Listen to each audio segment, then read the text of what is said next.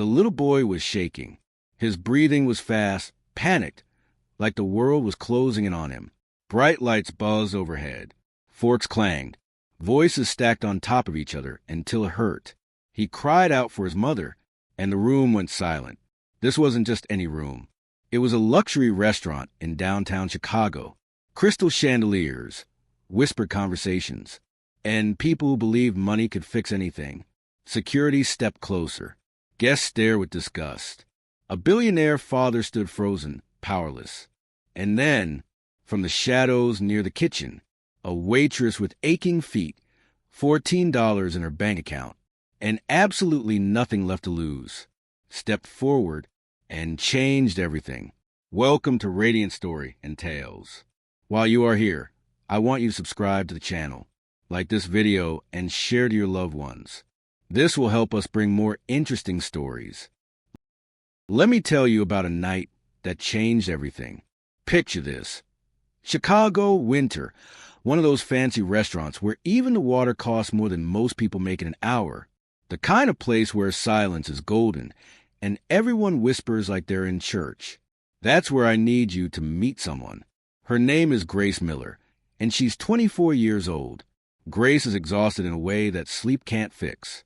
You know that kind of tired? When your bones ache and your soul feels heavy. That's Grace. She works double shifts at this place called the Diamond Room, wearing shoes that hurt her feet and an apron she keeps spotless because one mistake means you're done, fired, gone. Grace has exactly $14 in her bank account. $14. That's it. And she's trying so hard just to keep her head above water, you know? She doesn't complain, though.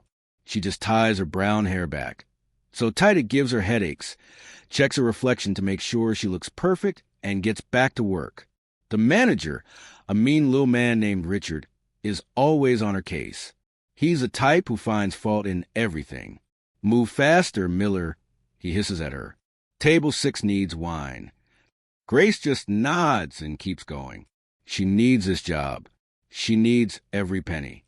Then, at 7:15 that evening, the doors open, and when they do, the whole restaurant seems to hold its breath. First come the bodyguards, big men in dark suits scanning the room like they're protecting the president. Then he walks in, Daniel Stone. Everyone in Chicago knows that name. Tech billionaire, real estate mogul, $6 billion to his name.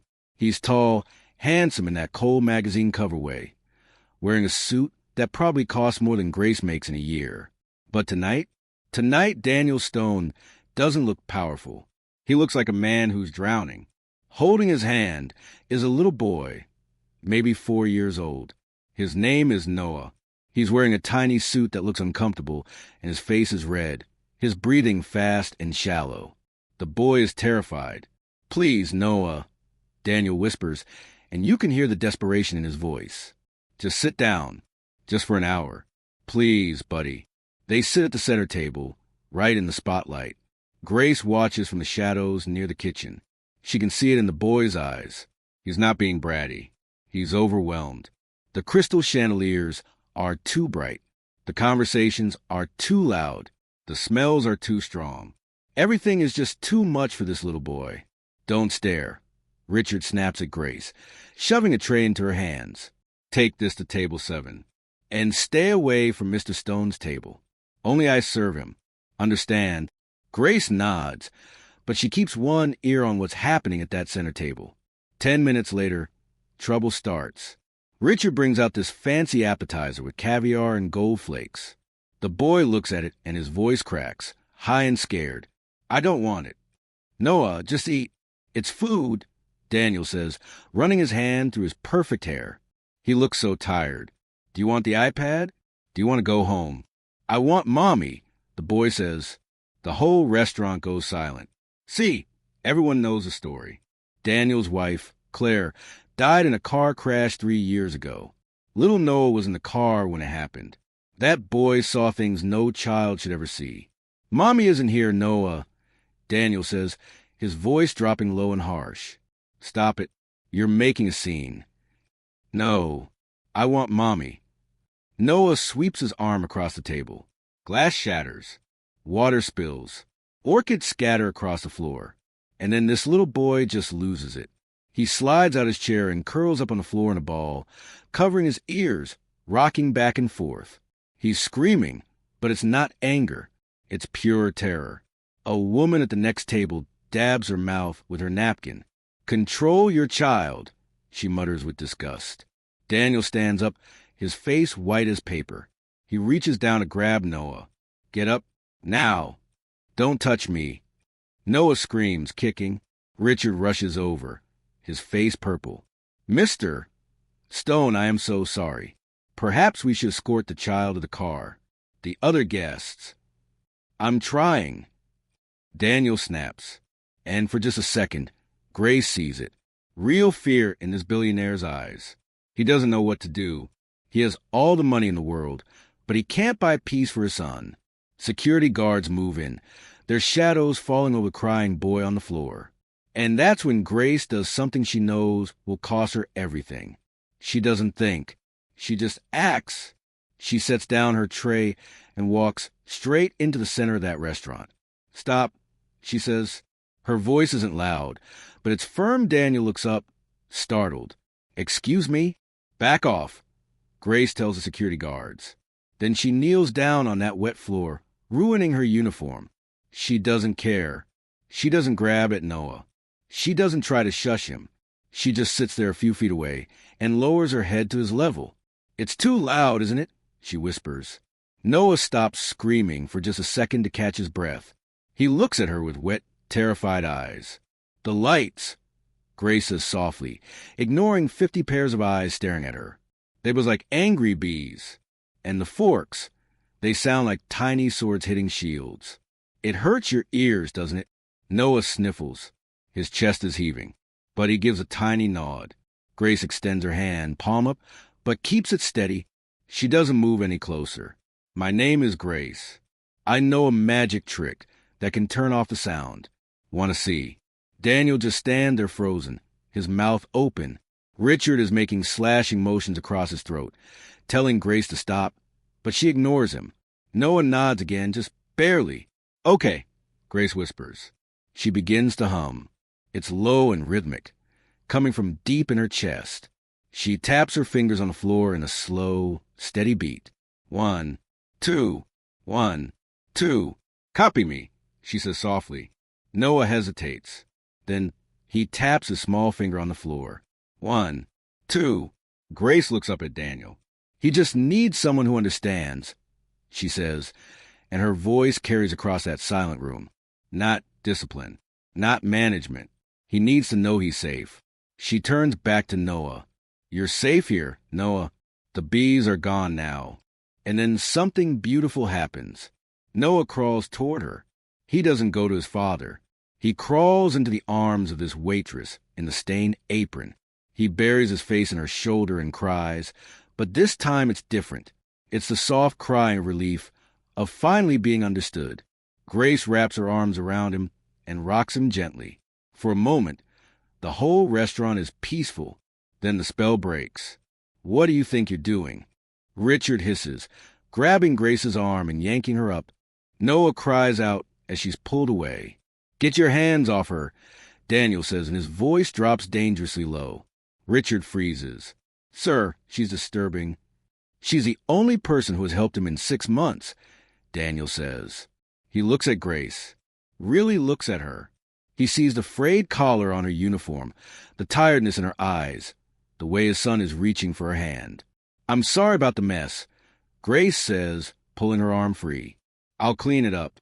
"Leave it," Daniel says. He reaches into his jacket and pulls out a black card. "Add 5,000 for the damage. Another 5,000 for her tip." The room gasps. "We're leaving." He scoops up a now calm Noah, who looks over his father's shoulder, reaching one hand toward Grace. "Bye, lady," the boy whispers. "Bye, Noah," Grace says, and her heart aches in a way she can't explain. Daniel pauses at the door. He turns back, his dark eyes locking onto Grace's. "Thank you." Then they're gone. Grace stands there in the center of the room, her knees wet, her heart pounding. Richard walks up to her. He's trembling with rage. The $5,000 tip doesn't matter to him. "Pack your things," He whispers. You embarrass this establishment. You sat on the floor like an animal. You're fired, Miller. Get out now. The rain in Chicago that night is cold, but being broke makes it feel colder. Grace walks out the back alley carrying a cardboard box with her comfortable shoes and half a granola bar. She has no umbrella. And that $5,000 tip? Richard claimed it went to cover damages. Grace knows he pocketed it, but she doesn't have money for a lawyer. She takes the bus to the south side, to a neighborhood where the streetlights flicker and sirens never stop. Her apartment is tiny, basically a closet with a sink. When she unlocks the door, she sees a paper taped inside. Final notice. Eviction. Outstanding balance. $1,200. You have 48 hours. Grace slides down the door until she hits the floor. She doesn't cry. She forgot how to cry years ago. Tears take energy, and she has none left. She looks at the only photo she owns. It's a grainy ultrasound picture from 4 years ago. I'm sorry, she whispers to that photo. I'm trying. The next morning is brutal. Grace walks into 5 coffee shops, 3 diners, a dry cleaner. Nobody's hiring. She looks desperate, and managers can smell desperation. They don't want it in their stores. By 4 in the afternoon, she's sitting on a park bench counting change. She has enough for a sandwich or a bus ticket to a shelter. Not both. She's about to stand up when a car pulls up. It's not just any car. It's a massive black SUV with tinted windows, the kind you see in presidential motorcades. The back door opens. A man in a suit steps out. He's older, bald, with a scar through his eyebrow. He looks ex-military. Grace Miller. Grace clutches her purse. Who's asking? Mister. Stone would like a word. I didn't steal anything. Grace says quickly, her heart hammering. If this is about the uniform, I left it. Get in the car, Miss Miller. No. The man sighs. He holds up a phone. On the screen is a live video. It shows a huge living room with toys everywhere. In the middle, Daniel Stone is pacing. Noah is under a table, screaming. He hasn't stopped since this morning, the man says. He's asking for the magic lady. Mr. Stone is desperate. Grace looks at the screen. She sees the pain in that little boy's body. It's the same pain she feels when she wakes up alone every morning. I'm not a babysitter, Grace says, though her resolve is crumbling. Mister, Stone is prepared to pay you $10,000. Just come to the house for 1 hour. Grace's mouth goes dry.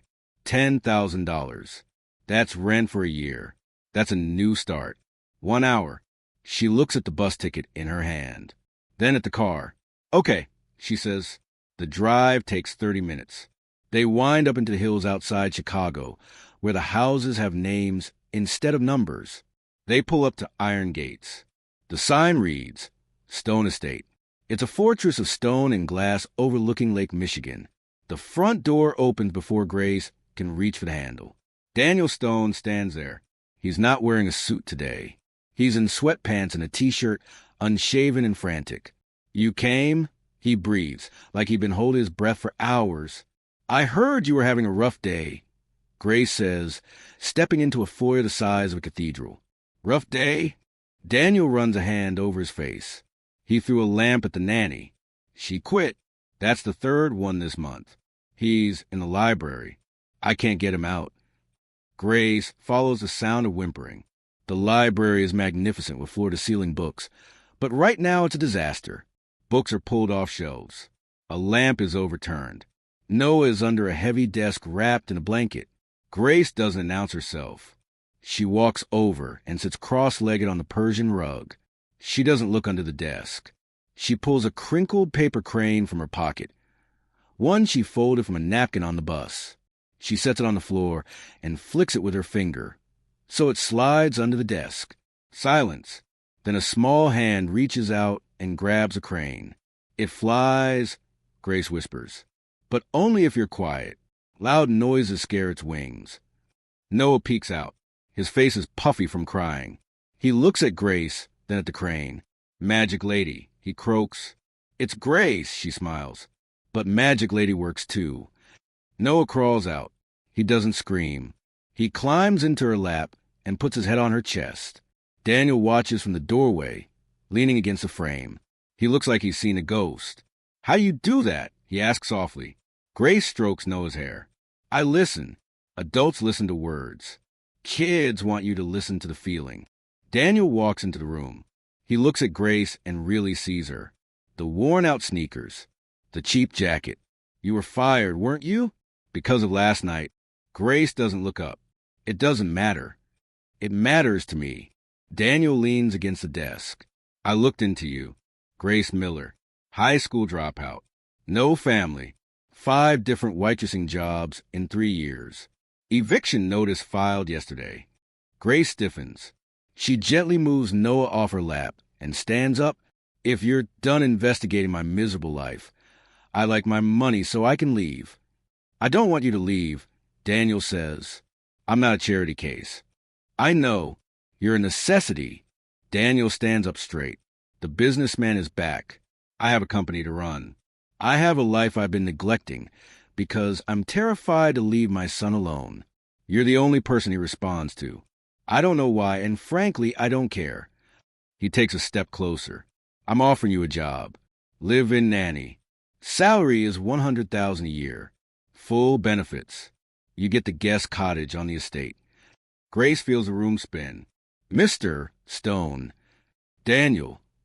And there's one condition?" Grace narrows her eyes. "What condition?" Daniel's face darkens. A shadow passes over his eyes. "You handle Noah. You make him happy. But you stay out of the East Wing. The 3rd floor is off limits. If you go up there even once, you're gone. No second chances." Grace looks at him. She sees desperation, but she also sees a secret. A deep, dark secret hidden behind those steel gray eyes. She should run. She should take the 10,000 and run.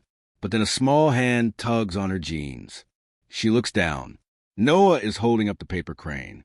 "Fly," he asks. Grace looks at Daniel. "Deal." Life at the Stone estate settles into a rhythm that feels almost too perfect. For 3 weeks, Grace lived a life she's only seen in movies. She has her own cottage with ivy on the walls, a fireplace that works, and a bed that doesn't squeak. But the real miracle is Noah. The screaming stops. The tantrums fade. Under Grace's care, this terrified boy begins to bloom. They spend hours in the gardens hunting for bugs, racing paper boats in the fountain. Grace teaches him to tie his shoes and make grilled cheese sandwiches. Daniel is different too. He's still distant, burying himself in work, leaving before dawn and returning after dark. But Grace catches him watching them sometimes. He'll stand on his study balcony, looking down at the garden where Grace and Noah are playing, and there's this look on his face. Sadness, longing, but peace is fragile at the Stone estate, and it shatters on a Tuesday afternoon. Grace is in the kitchen, helping Noah with a puzzle when the front doors bang open. High heels click on the marble like gunfire. "Daniel, where are you?" A woman sweeps into the room. She's stunning in a terrifying way. Platinum hair, white pantsuit, eyes that calculate the value of everything. This is Victoria Hamilton, daughter of a senator, a socialite, and according to the tabloids, the future Mrs. Stone. Victoria stops when she sees Grace. Her eyes scan over Grace's simple jeans and t-shirt, then flick to Noah, who immediately shrinks behind Grace's leg. "So," Victoria says, her voice dripping with ice, "you're the new hire." "I'm Grace. I'm the nanny." "Nanny," Victoria scoffs. "Daniel has gone through 4 nannies in 6 months. Don't get comfortable. Honey, you're just a Band-Aid on a bullet wound." Grace sends Noah off to find his truck, then faces Victoria. "Can I help you with something?" Victoria steps closer. "You can help by staying out of my way. I know your type. You think because you got the sad widower open his wallet, you have a shot. But let me tell you something about Daniel. He's broken, and he belongs with people who understand his world, not a waitress who smells like grease and desperation." Grace feels her temper flare, but she holds back. "I'm just here to do a job. We'll see." Victoria smiles like a shark. "Daniel is hosting a charity gala Saturday. I organized it. I expect you and the boy to be invisible. If Noah causes a scene, it's on you." The rest of the week is a nightmare. The house is invaded by caterers, florists, event planners. Victoria is a general, making sure Grace knows she's the lowest grunt. On gala night, Grace keeps Noah upstairs in the nursery, reading to him, keeping him safe from a noise. I want water, Noah whispers sleepily. I'll get it. Stay in bed. Grace slips out and heads to the kitchenette. As she passes a landing overlooking the ballroom, she pauses. Daniel is down there in a tuxedo, looking devastating but bored. Victoria clings to his arm like a barnacle, laughing too loudly. Grace feels a pang of jealousy she has no right to feel. She fills the water glass and turns to go back. Enjoying the view? Victoria is standing at the top of the stairs. She looks drunk and malicious, just getting water for Noah. You know, Victoria slurs slightly. Daniel talks about you. Grace is amazing. Grace is a miracle. It's sickening. He loves his son. He loves a ghost. Victoria spits. He looks at you and sees her. Claire, don't you get it? You're just a cheap copy. Grace freezes. What are you talking about? Before Victoria can answer, she stumbles, grabbing Grace's arm. As she does, she slips something into the pocket of Grace's apron. Oops! Victoria giggles. You should check your pocket, dear. Grace reaches into her pocket. Her fingers brush cold metal. She pulls out a diamond bracelet. Heavy, ornate, worth thousands. Thief! Victoria screams. The music stops. She stole it. Security. Within seconds, Daniel is bounding up the stairs. What's going on? His eyes are blazing. I caught her, Victoria cries. Coming out of your bedroom with my bracelet, the one you gave me for Christmas. Daniel looks at Grace, standing there with the bracelet. Grace. I didn't take it, Grace says, voice shaking but clear. She put it in my pocket just now. Oh, please, Victoria scoffs. Why would I do that? You're the broke waitress. I'm a Hamilton, who has motive. It's a perfect trap. The class divide is the weapon. Who would believe the poor girl over the senator's daughter? Daniel looks at the bracelet, then at Victoria, finally at Grace. The silence is agonizing. Give me the bracelet, Daniel says. Grace hands it to him. He turns it over, examining it. Then he looks at Victoria. You're lying, Victoria. The hallway goes silent. Victoria's mouth drops. Excuse me? This clasp. Daniel holds it up. It's tricky. Takes 2 hands and a safety pin to open. Grace couldn't have taken this off your wrist. And if you weren't wearing it, it would have been in the safe in the guest room, which requires my fingerprint. Victoria turns red. I must have left it out. No, Daniel says, voice turned to steel. You planted it. To humiliate her. She's nobody. Victoria shrieks. Why are you defending her? She's the only real person in this house, Daniel says. Get out. Victoria stares in disbelief. Get out of my house. We're done. Victoria lets out a sound of pure rage and storms down the stairs. Daniel turns to Grace. Are you okay? Grace is trembling. Thank you for believing me. Daniel steps closer, almost touching her face, but stops himself. I know you, Grace. I've watched you with him. You don't want things. You just want peace. Why did she say that? Grace whispers. That you look at me and see her. See Claire. Daniel stiffens. The warmth vanishes, replaced by ice. She was drunk. Go check on Noah. He turns and walks away, leaving Grace alone in the hallway with the unanswered question hanging in the air. 2 weeks later, the worst storm in decades hit Chicago. The sky turns purple, and wind howls around the state like a dying animal. Daniel is supposed to be in New York, but all flights are grounded. He's stuck downtown, trapped by a flooded bridge. I can't get back tonight, Daniel says over the phone, his voice crackling. Grace, are you all right? We're fine. We have flashlights. Listen, Daniel's voice is urgent. If the power goes out, the security system resets. Bolt the doors manually. Keep Noah in his room. The storm scares him. And Grace, stay out of the east wing. The roof leaks. It's dangerous. I know the rules, Daniel. The line goes dead. By 9 p.m., the house is pitch black. The generator provides dim emergency lighting, casting skeletal shadows. Grace is making hot cocoa when she hears it. A door slamming. Noah. No answer. She runs upstairs. His bed is empty. Then she hears giggling echoing from the forbidden hallway. Noah, no! Panic seizes her. She sprints down the hall. The double oak doors to the east wing are open. Daniel's warning rings in her ears. But Noah isn't there. She pushes through. The east wing isn't ruined. It isn't leaky. It's pristine. Thick carpet. The smell of lavender and old paper. Silent. Insulated from the storm. Grace walks down the corridor. At the end is a single black door. She hears a thump behind it. She opens it and gasps. It's not a bedroom. It's an art studio. Canvases stacked against walls. The smell of paint. In the center, Noah sits holding a leather book. Mommy's book. Noah whispers, Noah, we have to go. Grace rushes over. Your dad will be mad. Look. Noah points at a painting on an easel covered by a sheet. Mommy. Grace feels a chill that has nothing to do with the storm. She reaches out and pulls the sheet off. She drops her flashlight. The painting is a portrait. Masterful, vibrant, lifelike. A woman in a garden wearing a white sundress, smiling mysteriously.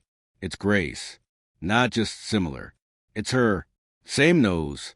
Same slightly crooked tooth. Same birthmark on her collarbone. A tiny star-shaped Grace has covered with makeup since she was 16. Grace touches her collarbone, breath catching. How? She looks around frantically. The walls are covered in sketches. Sketches of her face. Laughing. Sleeping. Crying. She grabs the book Noah was holding. A diary. The initials. C.S. Claire Stone. Her hands shake as she opens to the last entry. August 12th, 3 years ago. The day of the accident. I found her.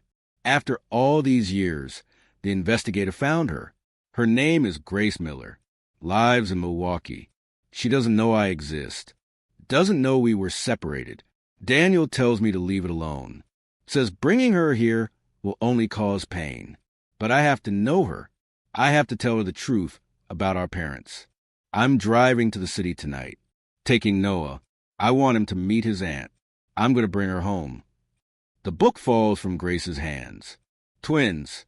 They were twins. Identical twins. Claire hadn't died in a random crash. She was driving to find Grace. To bring her home. You look like Mommy, Noah says softly, tugging Grace's hand. But you're nicer. Grace's mind reels. The connection. The instant bond with Noah. The way Daniel looked at her with longing and horror. He knew. He'd known from the moment she walked into that restaurant.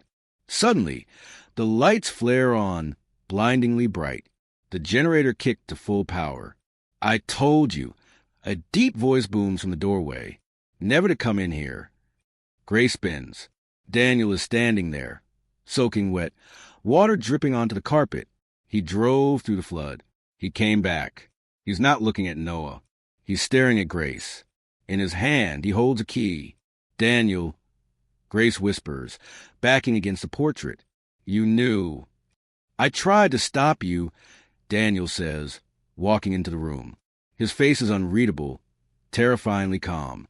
I tried to pay you off, fire you, but you kept coming back. She was my sister. Grace chokes out. Why didn't you tell me? Because Daniel stops inches from her, looking at the painting, then at Grace. If you know who you are, you'll know what really happened that night.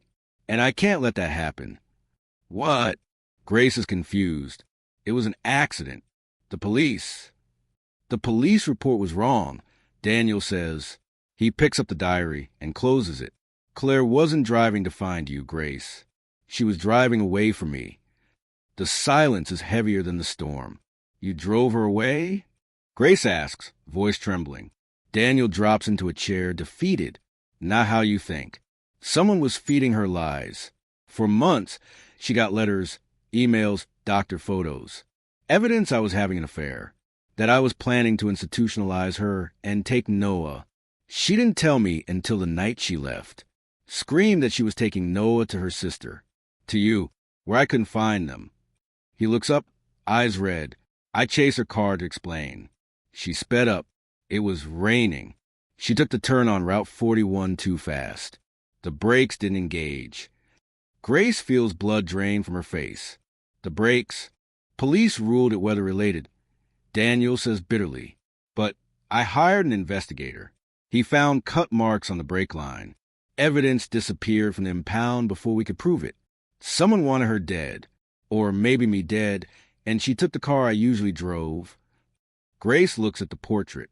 And you think whoever did it is still here? I know they are, Daniel says, standing. That's why I hired you. Not just because Noah needed you. Because you're the bait. I needed to flush them out. I knew if Claire's ghost returned to this estate, the killer would panic. They'd try to finish the job. And when they strike, I'll be ready. You use me, Grace whispers, tears stinging her eyes. You let me bond with your son. Live here. All to catch a killer. I didn't expect to care about you. Daniel shouts, the mask breaking. I didn't expect you to be the only person who makes my son laugh. I didn't expect to fall in love with you. The words hang in the room. Daniel looks shocked he said them. Before Grace can respond, the lights flicker and die. The generator failed. That's not right. Daniel whispers tactically. The generator has a backup. It never dies. He pulls out a gun. Grace gasps. Stay here. Lock the door. Don't open it for anyone but me. Where are you going? To find Thomas. He manages the estate. He's the only one who knows the override code. Daniel slips into the dark hallway. Grace stands alone in the dark. She hears the lock click. She waits. 5 minutes. 10. Then a sound makes her blood freeze. Noah is screaming from the baby monitor in her pocket. Let me go. Grace. Grace. Grace doesn't stay locked in. She grabs a brass statue and kicks the door open. She runs toward the nursery. The door is wide open. The room empty. The window to the fire escape is shattered. Grace looks out. Lightning flashes. A figure in black is running across the lawn toward the cliffs overlooking the lake, carrying a struggling child. Noah. Grace screams. She doesn't wait. She vaults out the window, slips on wet steel, bruises her shin. She scrambles down and hits the muddy grass running. The wind pushes back, but she lowers her head and sprints. She bursts through the old boathouse doors, soaking wet, gasping. Inside, the figure turns. He holds Noah with one arm, dangling the boy over the open drop, where boats are lowered into churning water below. The man pulls back his hood. It's Richard, the manager from the diamond room. Grace stops, confused. Richard? Why? Richard smiles, manic and terrified. I lost everything because of you. Mr. Stone fired me, blacklisted me. I have gambling debts, Grace. Big debts. The man who owns them gave me a choice. Kidnap the boy for ransom or die. Who? Grace demands, stepping closer. Who paid you? Does it matter? Richard spits. Stay back, or I drop him. Noah is sobbing, legs kicking over dark water 20 feet below. Grace, magic lady, help. Richard, look at me, Grace says, using that calm voice. You don't want to hurt a child. You're mean, but you're not a murderer. You don't know me. Richard yells, his grip slipping on Noah's wet coat. I know you're scared. And over your head. Give me the boy. We can fix this. It's too late, Richard shrieks. He looks past Grace, eyes widening. Grace turns. Daniel is at the entrance, gun raised. But behind Daniel, a shadow emerges. Thomas, the estate manager, holds a crowbar. He swings, hitting Daniel hard. Daniel crumples. The gun slides across the floor. Good work, Thomas says, stepping over Daniel's body. He's wearing an immaculate coat. But plans changed. No ransom. No witnesses. Uncle Thomas, Grace gasps. Just business, dear. Thomas sighs, adjusting his cufflinks. I built this company with Daniel's father. But Daniel wanted to give profits to charity. He was ruining our legacy. Claire found out I was embezzling. She had to go. And now, a tragic kidnapping. Daniel and the nanny dead. The poor uncle inherits. Thomas picks up Daniel's gun, pointing at Grace. Throw the boy in, Richard. No. Richard hesitates. That wasn't the deal. Do it, or I shoot you first. Richard looks at the water, then the crying boy, then Grace. Grace locks eyes with him. Richard, you helped me once. You're not this. Richard's face twists in anguish. Thomas fires a warning shot into the ceiling. Now! Richard closes his eyes and throws Noah, but not into the water, toward Grace. Grace lunges, catching the boy midair, crashing onto the wooden deck.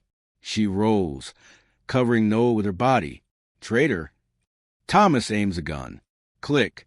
It jams. Wet conditions cause a misfire. Thomas curses, fumbling with the slide. That second is all Grace needs. She doesn't run. She grabs a flare gun from the emergency kit next to her.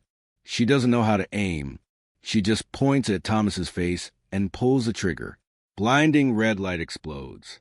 Thomas screams, dropping the gun, clutching his face. Blinded, he stumbles backward, trips over rope, and falls through the open hatch into churning black water. The splash is swallowed by the storm. Richard slumps against the wall, sobbing. Grace holds Noah tight, rocking him. It's okay. The bees are gone. It's okay. Daniel groans, pushing up from the floor. He looks at Grace, at his son, at the empty space where his uncle stood. Grace, he rasps. We're here, she whispers. We're safe. Police arrive 10 minutes later, blue lights cutting through rain. Detective Harris arrests Richard, who goes willingly, weeping with relief. Coast Guard searches for Thomas, but the currents are notorious. He's gone. Daniel refuses medical attention until Grace and Noah are checked. They sit in an ambulance wrapped in thermal blankets. You saved him, Daniel says, holding ice to his head, watching Grace.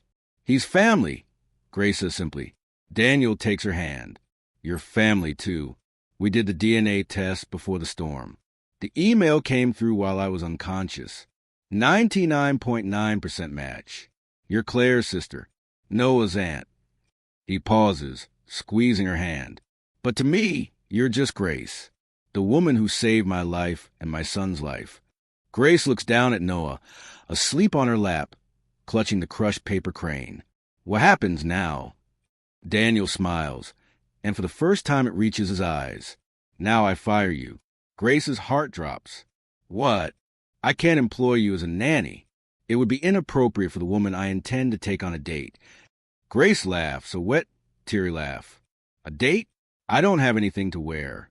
I think we can find you something, Daniel says. Maybe something that isn't an apron. Asterisk, asterisk, asterisk. 6 months later, the Diamond Room is closed. In its place stands a new building, the Claire Foundation. It's a center for children with sensory processing disorders and autism. In the garden behind, a picnic is laid out. Grace sits on the grass wearing a yellow sundress. No uniform. She's wearing a small, delicate ring with a sapphire, blue like the lake she saved Noah from.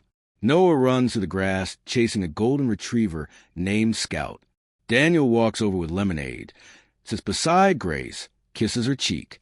He looks happy. Daniel says, He is happy, Grace replies. He just needed someone to listen. I'm listening now. Daniel says, To both of you. Grace leans her head on his shoulder. She takes the ultrasound photo from her pocket, the one she kept for so long. She looks at it, then at the grave marker under the willow tree. Claire Stone. I found you, Grace whispers to the wind. And I found home. Noah runs back, breathless and smiling. Grace, look, the butterfly sat on my nose. That means you're lucky, Grace grins, pulling him into a hug. No, Noah says, looking at his dad, then at Grace. I'm not lucky. I'm loved. And as the sun sets over the estate, casting golden light over the three of them, Grace knows it's the truest thing anyone has ever said. The waitress, who had $14 to her name, is now the richest woman in the world. Not because of money, but because she found the one thing money can't buy: a family. From a screaming child in a restaurant to a heroic rescue on a stormy cliff. Grace proved that sometimes the people who have the least have the most to give.